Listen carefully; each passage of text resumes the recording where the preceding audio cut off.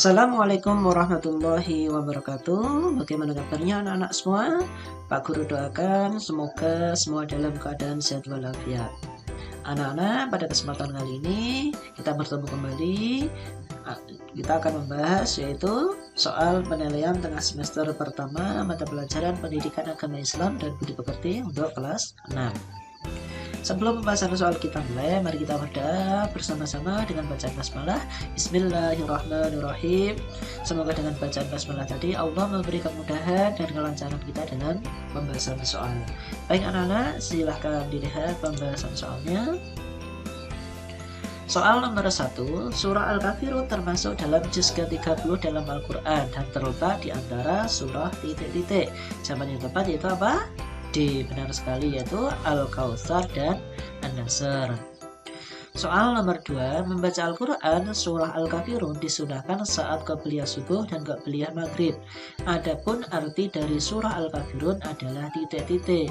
Itu jawaban yang tepat adalah B, orang-orang kafir.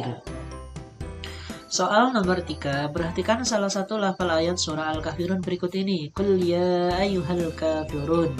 Arti lafal ayat di atas adalah titik-titik. Di situ ada kata al-kafirun, artinya adalah orang-orang kafir. Jadi jawabannya adalah A. Katakanlah hai orang-orang kafir. Soal nomor 4, perhatikan bunyi arti dari surah Al-Kafirun di bawah ini.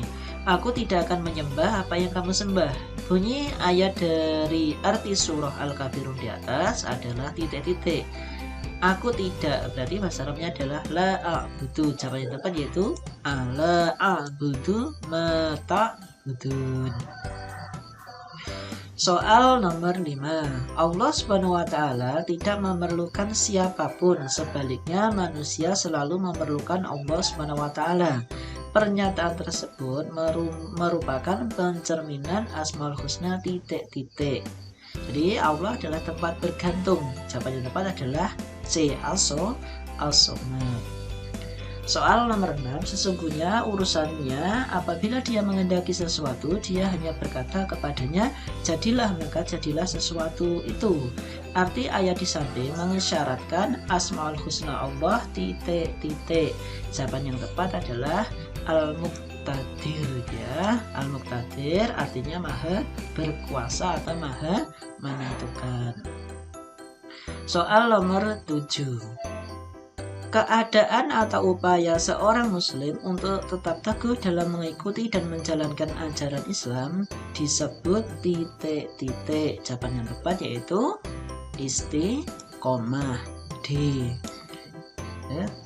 Tetap teguh itu, ya. Teguh itu artinya dalam bahasa Arab, dalam bahasa Arab adalah istiqomah. Soal nomor 8, mentadaburi ciptaan Allah Subhanahu wa Ta'ala merupakan perilaku meneladani Asmaul Husna al-Muqaddim. Adapun arti dari al-Muqaddim adalah yang maha titik-titik. Jawaban yang tepat adalah maha mendahulukan, yaitu C. Soal nomor 9, pada hari kiamat bumi akan diguncangkan dengan dahsyat sehingga mengeluarkan segala isinya.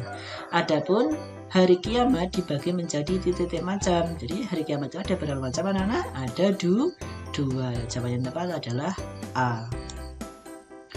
Soal nomor 10, dalam Al-Quran dijelaskan bahwa terjadinya hari kiamat ditandai dengan tiupan sangkakala titik-titik kali yang dilakukan oleh malaikat Surafil. Ayo, ada berapa tiupan anak-anak? Yaitu ada 2. Jawaban yang tepat adalah B.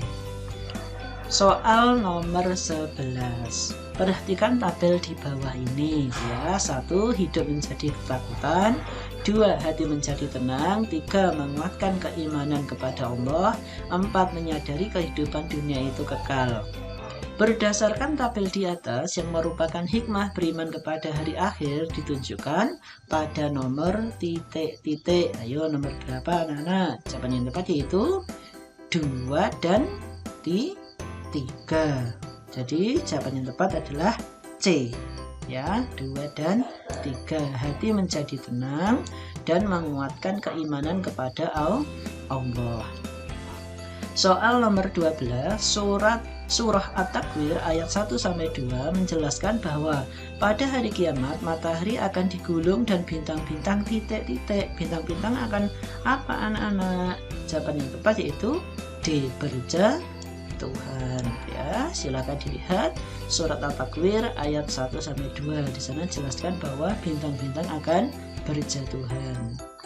Soal nomor 13, salah satu penerapan iman kepada hari akhir adalah menjaga kelestarian bumi dengan cara titik-titik. Bagaimana cara menjaga kelestarian bumi? Jawaban yang tepat adalah merawat tanaman di sekitar rumah, yaitu A. Soal nomor 14, Nabi yang akan diturunkan kembali ke dunia oleh Allah Subhanahu wa Ta'ala untuk menyelamatkan akidah orang beriman menjelang hari kiamat adalah Nabi titik-titik. Ayo, Nabi siapa yang kelak pada hari kiamat, sebelum hari kiamat itu diturunkan oleh Allah? Siapa yuk? Jawaban yang tepat adalah D, Nabi Isa alaihi salam. Soal nomor 15, perhatikan tabel di bawah ini.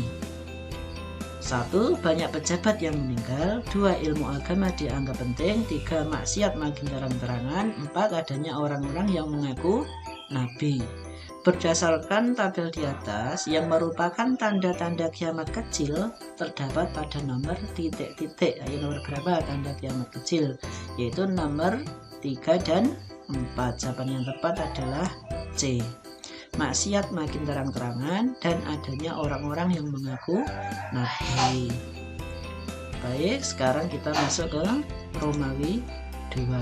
Ya, sebentar kita guru siapa dulu untuk menulis jawaban Romawi 2. Soal nomor 16.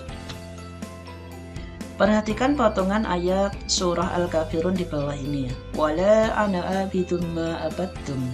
Potongan lafal di atas merupakan bunyi surah Al-Kafirun ayat ke-titik. Ayo, ayat ke berapa? Wala ana abidum ma abadtum, yaitu ayat ke-4. Ya, soal nomor 17.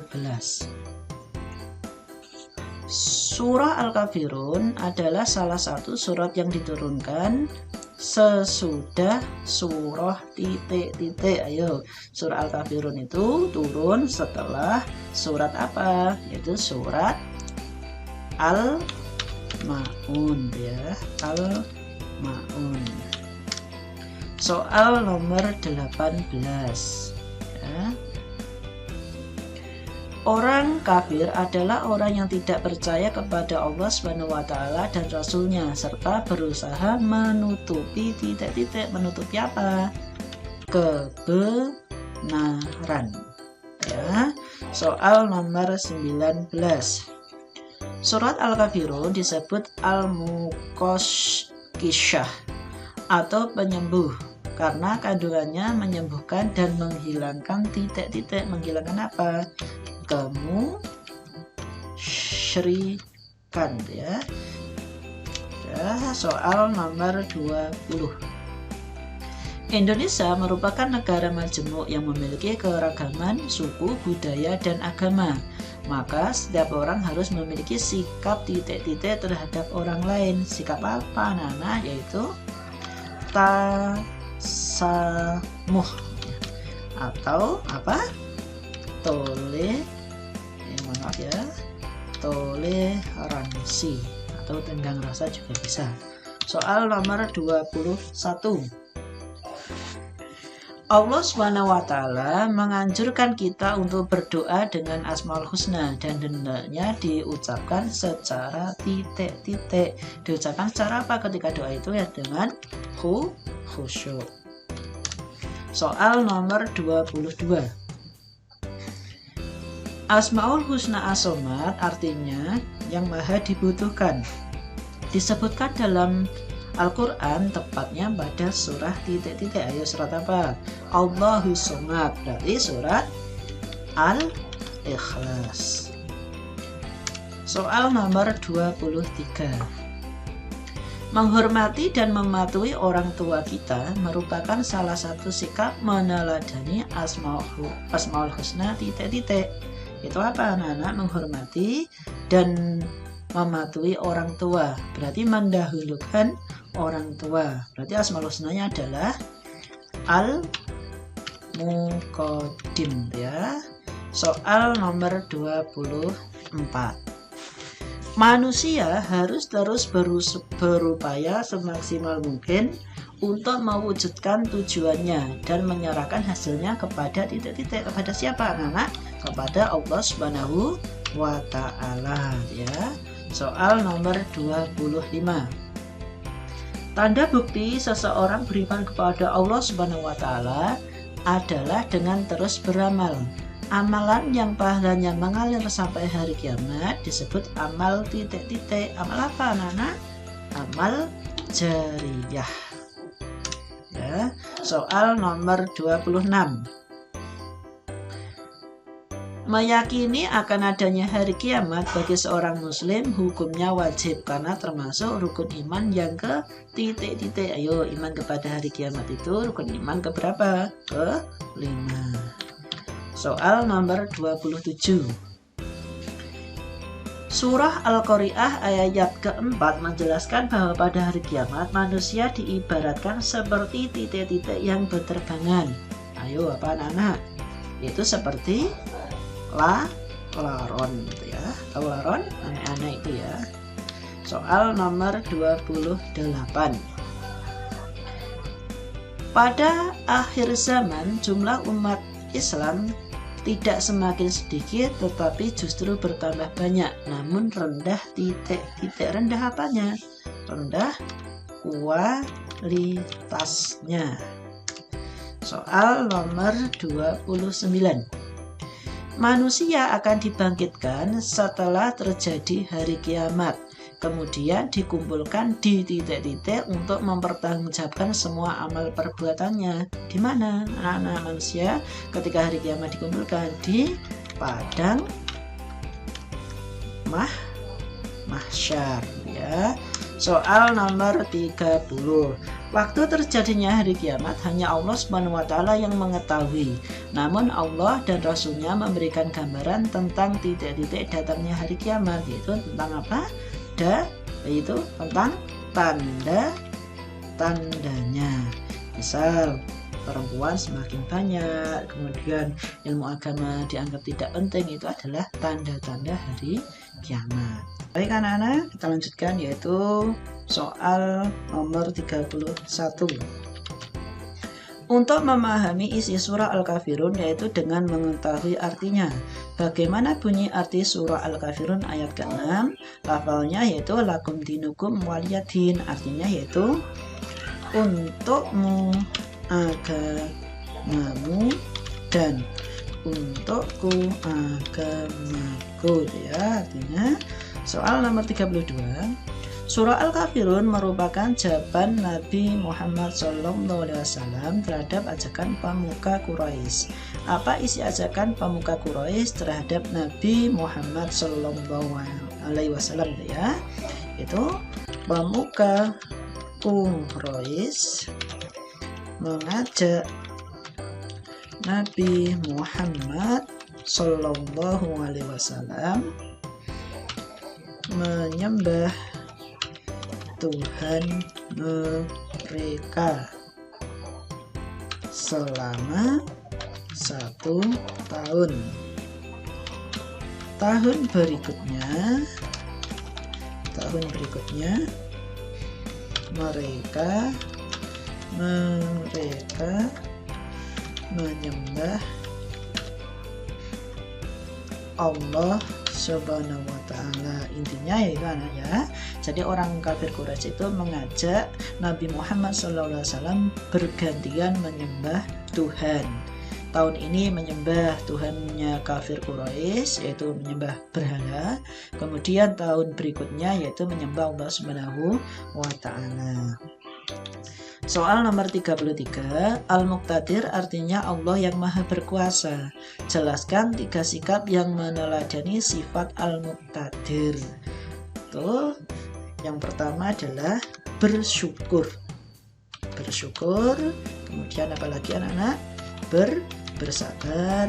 Dan yang terakhir adalah optimis ya.